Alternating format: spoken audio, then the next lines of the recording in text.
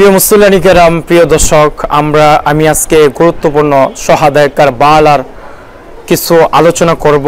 আপনাদের মধ্যে আলোচনা ধরে তোলা হচ্ছে যে হযরতে হুসাইন রাদিয়াল্লাহু তাআলা আনহু একদা অনেক শতটা চিঠি পাঠিয়েছেন কুফা নগরী থেকে। মুজে কুফাওয়ালো কুফা নগরী থেকে ইমাম হুসাইন রাদিয়াল্লাহু তাআলা আনহুকে 100-এর উপরও হাজারটা চিঠি পাঠিয়েছেন, হে হুসাইন তুমি কুফা নগরীতে আসো, তোমার কাছে আমরা সবাই বায়াত গ্রহণ করব, তোমার পক্ষে আমরা থাকব। তখন হুসাইন রাদিয়াল্লাহু তাআলা আনহু বললেন যে এই মদিনাতুল মুনাওয়ারার প্রত্যেক মুরব্বীগণকে নিয়ে বসলেন যে তারা কুফা নগরী থেকে আমাকে চিঠি দিচ্ছে যে হুসাইন তুমি আসো, তোমার কাছে আমরা বায়াত গ্রহণ করব, হুসাইন তুমি আসো, তোমার পক্ষে আমরা কাজ করব। হুসাইনকে এভাবে চিঠি পাঠালেন। তখন হুসাইন তাদের মুরব্বীদেরকে নিয়ে বসলেন যে আমি কি কুফা নগরীতে যাইলে কি আমার ভালো হবে? তারা তো যেভাবে চিঠি দিচ্ছে আমি তো যাব কিনা। তখন মুরব্বীরা বলল, হুসাইন তুমি এখানে যাইবা, ঠিক আছে, রিসার্চ করে যাও। তখন হুসাইন রাদিয়াল্লাহু তাআলা আনহু উনি হযরতে মুসলিম বিন আখিকে উনি দুই ছেলেকে নিয়ে উনি রওনা দিলেন, কারণ উনি দুই ছেলের মা মরে গিয়েছিলেন। মুসলিম বিন আকির ওয়াইফ ছিলেন না, এর জন্য তার 12 বছর 13 বছরের দুইটা সন্তানকে লগে নিয়ে গিয়েছিলেন এই কুফা নগরীতে। তখন কুফা নগরীতে যখন হযরত মুসলিম বিন আখির দুই ছেলে নিয়ে যখন উনি গিয়েছিলেন, তখন মুসলিম বিন আখি ওই জায়গার পরিস্থিতি বুঝলেন যে হুসাইন রাদিয়াল্লাহু তাআলা আনহুকে তারা দাওয়াত করেন নাই, তারা বায়াত করার কথা বলেন নাই, তারা হুসাইন রাদিয়াল্লাহু তাআলা আনহুর সাথে তারা প্রতারণা করার জন্য হুসাইনকে ভুল চিঠি দিয়েছিলেন, উনিকে আহ্বান করেন নাই, তারা মুনাফিকিভাবে হুসাইনকে ষড়যন্ত্র করার জন্য চিঠি পাঠিয়েছিলেন। উনি যখন এই বিষয় বুঝা ফেলাইলেন, তখন এই কুফা নগরী তারা ইমাম হযরতে মুসলিম বিন আখিকে তারা শহীদ করার জন্য প্রস্তুত হয়ে গেলেন। মুসলিম বিন আখি রাতারাতি এই জায়গাতে মুসলিম বিন আখি তার দুই সন্তান নিয়ে কুফা নগরী থেকে মদিনার রাস্তায় চলে গেলেন।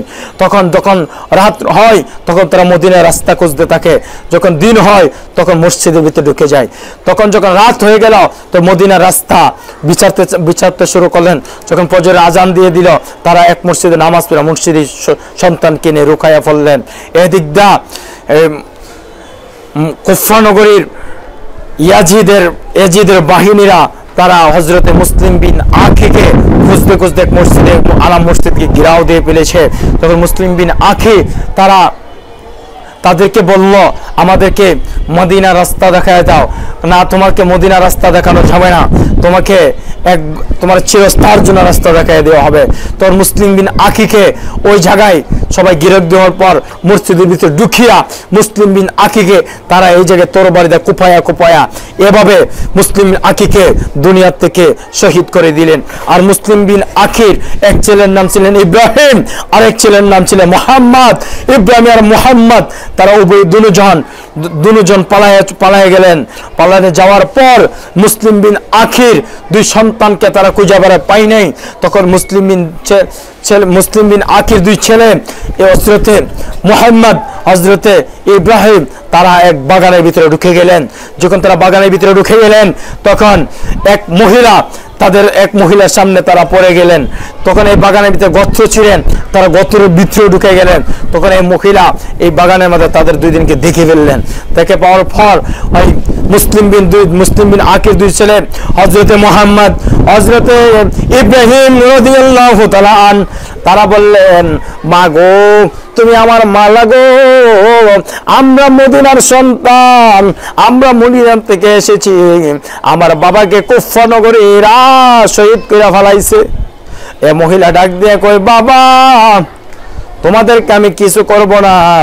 হযরত ইব্রাহিম ডাক দিয়ে কয়, মা ও মা গো, আমরা মদিনা থেকে এসেছি, আমরা আওলাদে রাসূল, তখন এই মহিলা ডাক দিয়ে কয়, তোমাদেরকে আমি কিছু করব না, যদি তোমাদের খেয়ে কুফা নগরী দেখে ফেলায় তাহলে তোমাদেরকে তারা মেরে ফেলবে, আসো আমার সাথে আসো, তোমাদের খেয়ে খানা পিনার ব্যবস্থা করে দিচ্ছি, তোমাদেরকে রাত হলে তোমাদেরকে মদিনার পথ দেখায়া দিব, কেননা যদি দিনও তোমাদেরকে মদিনার পথ দেখায়া দেয় তাহলে তোমাদেরকে এরা হত্যা করে ফেলবে, আসো তোমাদেরকে রাত হবে তখন তোমাদেরকে আমি মদিনার পথ দেখায়া দিব।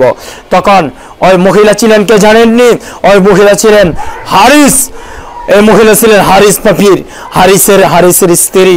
তখন যখন রাত্রবেলা হয়ে গেছে তখন তাদেরকে খাওয়ায়া রান্নাঘরে ঘুম পাতায় তুলে দিছে। তখন স্বপ্নে হযরত ইব্রাহিম দেখতেছে যে তার বাবা নবী করিম সাল্লাল্লাহু আলাইহি সাল্লাম, মা ফাতেমা, ইমাম হাসান রাদিয়াল্লাহু তাআলা আনহু, তার বাবা ওদেরকে নিয়ে ইফতারের আয়োজন করেছে। স্বপ্নে তাদেরকে বলে, আয় বাবা আয়, তারা আসনি কেন, মুহাম্মদুর রাসূলুল্লাহর সাথে ইফতারি কর। তখন এই স্বপ্ন দেখা তারা দুই ভাই বাবা বাবা করে চিৎকার উঠলেন ঘুমের মধ্যে থেকে। তখন হারিস বলে, বাচ্চার শব্দ শোনা যায়, বাচ্চার কান্না শব্দ শোনা যায়। হারিসের বলে, না, বাচ্চার শব্দ আমার বাড়িতে শোনা যায় না, অন্য ঘরে বাচ্চা কান্দে। না না, এটা অন্য ঘরে বাচ্চা কান্দে না, আমার মনে হয় আমার বাড়িতে বাচ্চা কাঁদছে। না, তখন বলল যে মদিনার দুইটা সন্তান তারা রাস্তা হারিয়ে ফেলেছে, তার বাবাকে কুফা নগরীরা হত্যা করে ফেলেছে, তাদেরকে মদিনার পথ দেখানোর জন্য আমার কানা স্থায়ী দিয়েছি, তুমি তাদেরকে মেরো না। তখন বলে, তুমি চিনো ওই বাচ্চাকে? হযরত ইয়াজিদ বলেছে, যদি এই বাচ্চার দুটো কল্লা নিয়ে দিতারি তাদেরকে শূন্য মুদ্রা দেওয়া হবে, তুমি ছাড়ো আমাকে, আমার তরবারিটা দাও, তাদের দুটো কল্লা আমি আলাদা করে আমি ইয়াজিদের দরবারে পৌঁছায় দিব। তখন স্বামীর পায়ে ধরে কান্না করলেন, শোনো, তারা আওলাদে রাসূল হোসাইনি বংশধর, যদি তাদের কল্লা তাদেরকে তুমি হত্যা করো তাহলে যিনি জুজাহানের বাদশা নবী তোমার পক্ষে থাকবে না, এই নবী নারাজ হয়ে যাবে, কাল কিয়ামতের ময়দানে নবী তোমাকে উম্মত বলে হিসাব করবে না।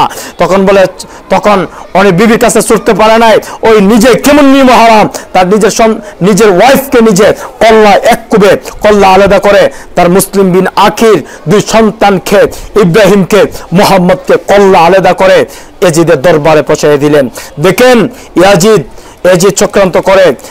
চক্রান্ত করে মুসলিম বিন আকিকে শেষ করলেন। নাই মুসলিমের দুই সন্তান নাই, আহলে বায়াতকে এভাবে আহলে বায়াতকে ইয়াজিদে শেষ করে ফেলেছে। এর জন্য ভাই আমরা কারবালা যতটুকু বয়ান শুনেছি, এতটুকু বয়ানের উপরে আল্লাহ পাক যেন আমাদেরকে আমল করার তৌফিক দান করে। আসসালামু আলাইকুম ওয়া রাহমাতুল্লাহ ওয়া মা আলাইনা ইল্লাল বালা।